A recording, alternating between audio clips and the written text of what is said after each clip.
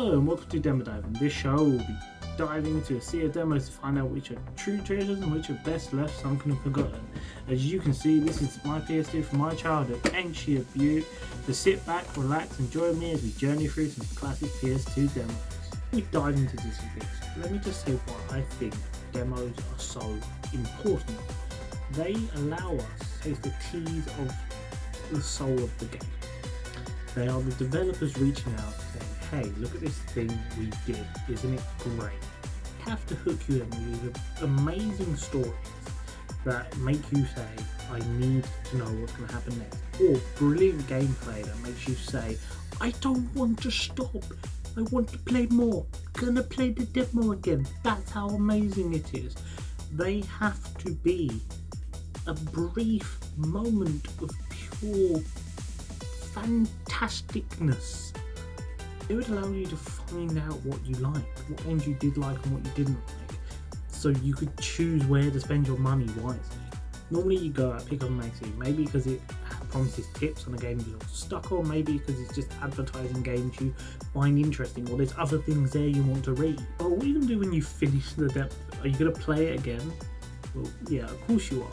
But you're also going to check out other content on that disc. Demos for games you may never have heard of or cared about. Trailers for films and games you may never have shown any interest in. These could spark an interest in a whole new genre of games or movies for you. It's simply brilliant, and that's kind of what the PS2 era of gaming was. It was simple but brilliant. Take this demo disc. Looking at all the games, I would have picked it up for Super Farm, but end up playing all these demos many times over, mastering them as I did and crave more. So let's dive in and see which are treasures and which are best left at the bottom of the sea. Starting off, simply opening up this demo disc has already made me so excited.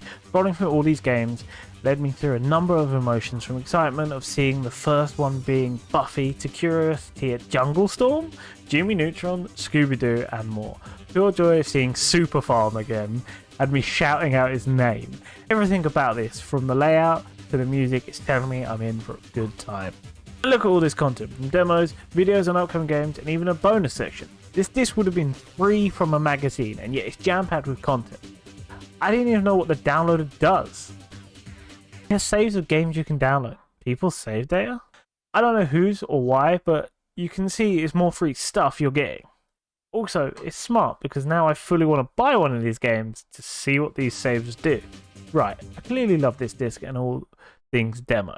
I've made that very clear, so why don't we find out if these games are true treasures, starting off with Buffy Chaos Bleeds. Looking into this game, it is canon to the Buffyverse, having involvement from the series creator Josh Whedon and Buffy comic book writers Christopher Golden and Tom Sinowski. It's set later than I've seen in Buffy, having only seen up to Beer Bad. What, Ross? TV is a good thing. Bright colors, music, tiny little people. What have you done with Buffy? I'm suffering the afterness of a bad night of badness. You didn't, not with Parker again. No, with 4 really smart guys. 4? Oh. Oh. Oh, Buffy, are you okay? Do you want to talk about it? The game takes place during the television series' 5th season. It's even based on a lost episode of the 5th season final. The game itself plays really well. The controls took a moment to get used to as they are inverted, but you can change it in the options.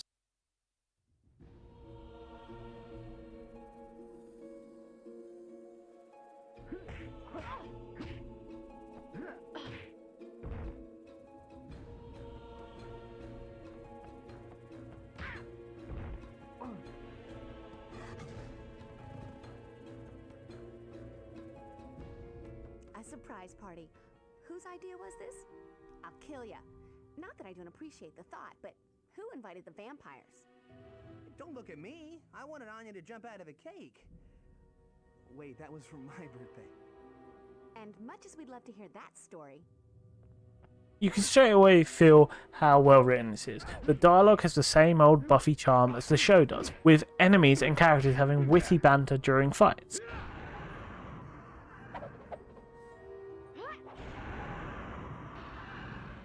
Buffy, where's Tara? She was helping Anya with the inventory. This place was already pretty vamp infested when we got here. We have to find them fast. Xander, you take the training room. Spike, head down to the basement.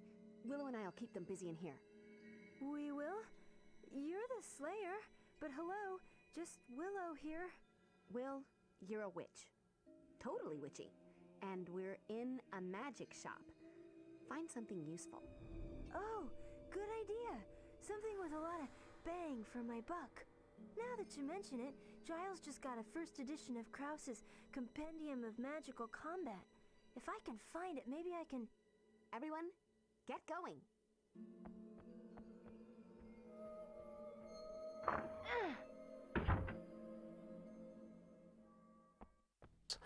Starting off as Buffy kicking some vampire butt is always good. Buffy,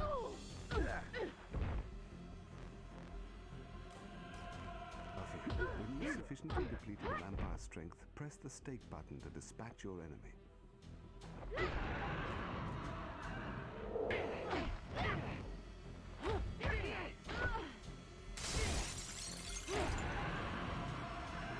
It sucks to be you. Good night, ladies and gentlemen. Drive careful.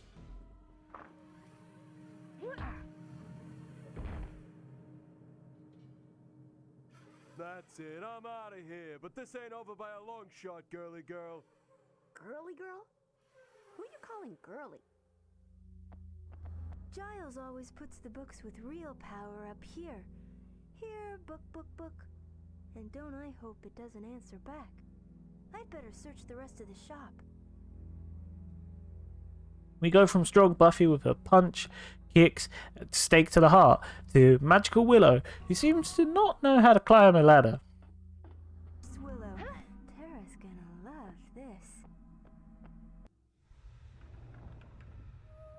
Ah, the sun spell. That should do the trick.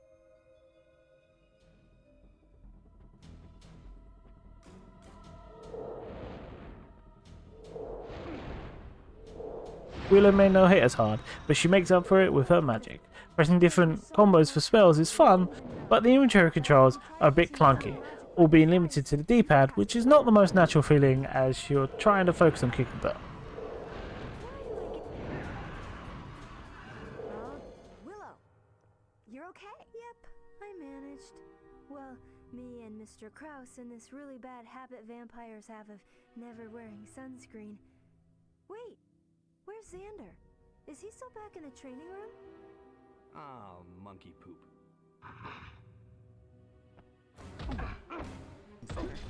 I wouldn't bother with you, but there's nothing on TV tonight.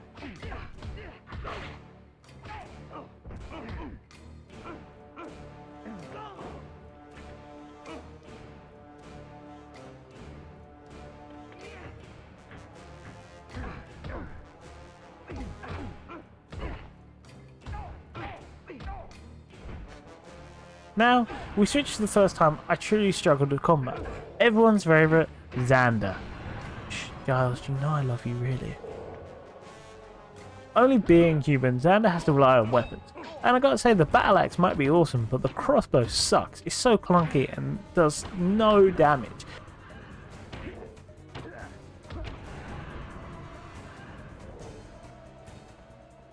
Cool.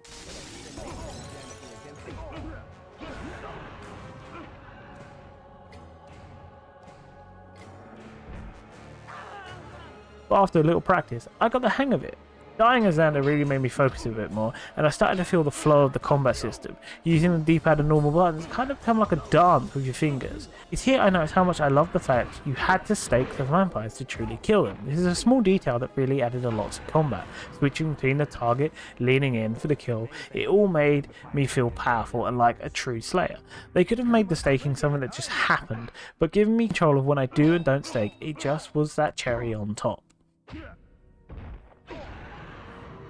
Now, so far in this demo, we've kicked ass as Buffy, shut out sunbeams as Willow, and been bitten as Xander. Honestly, that could have been enough, but from the game feel to the vibe of this demo, I'm hooked. I want this game. I'm sold. Take my money. But no, there's more. One more person who we get to play as. Spike! Yes, it's true, we get to be Spike. He feels like a mix of Buffy and Xander. His kicks do well, but they also give you a sword, which is, yes, swords. Spike is also the only person in the section to face enemies that are not vampires. That being this undead zombie guys who you don't need to stake, which is nice.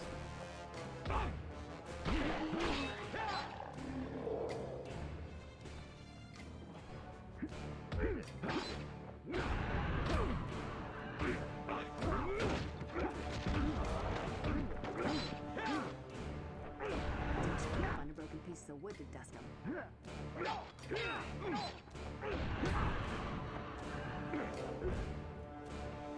We go on to saving Anya and Tara and all is happy.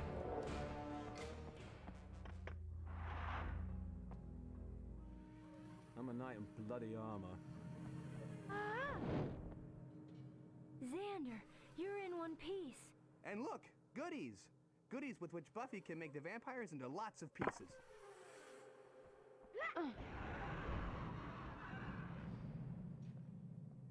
No sign of Anya and Tara? Nope. I'm headed for the basement to back Spike up. Or to dust him. Depends if he's rescued them.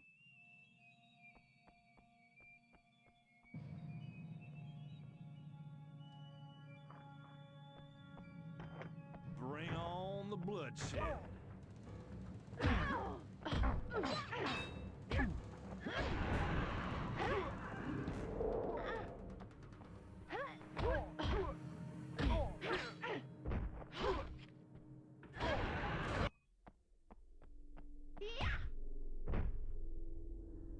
Enjoy your little victory, Slayer.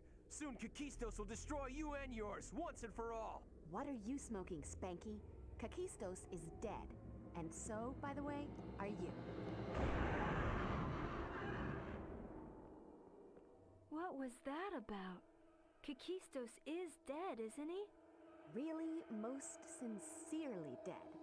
Saw Faith kill him myself.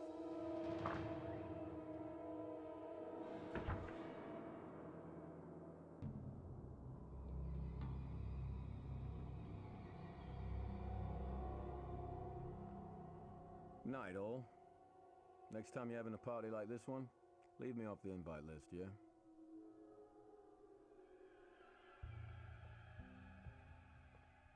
Tara!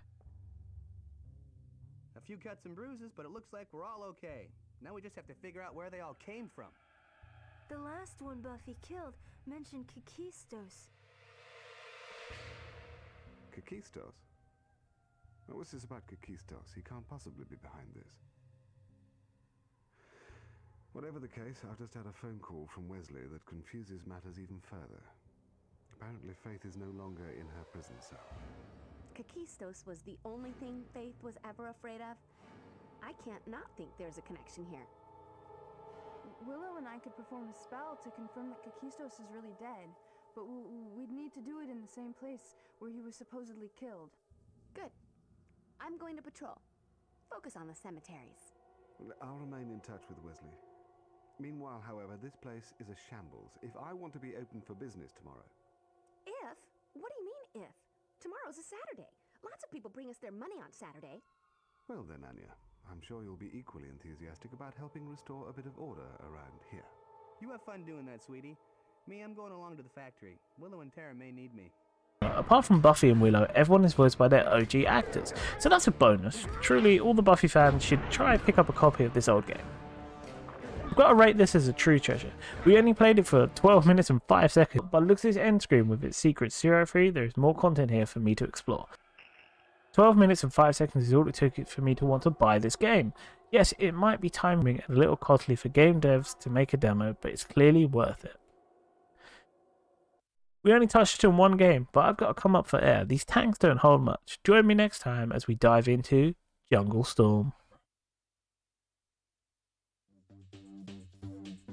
Big thank you to everyone who supported on the Ko-fi. Kitten, Kibby, I really couldn't have done this without you. And special thanks to Jasper and Bonnie, who was the model for the dog barks. I really appreciate that, Jasper, for letting me use Bonnie. Thank you to everyone for watching, and see you in the next one.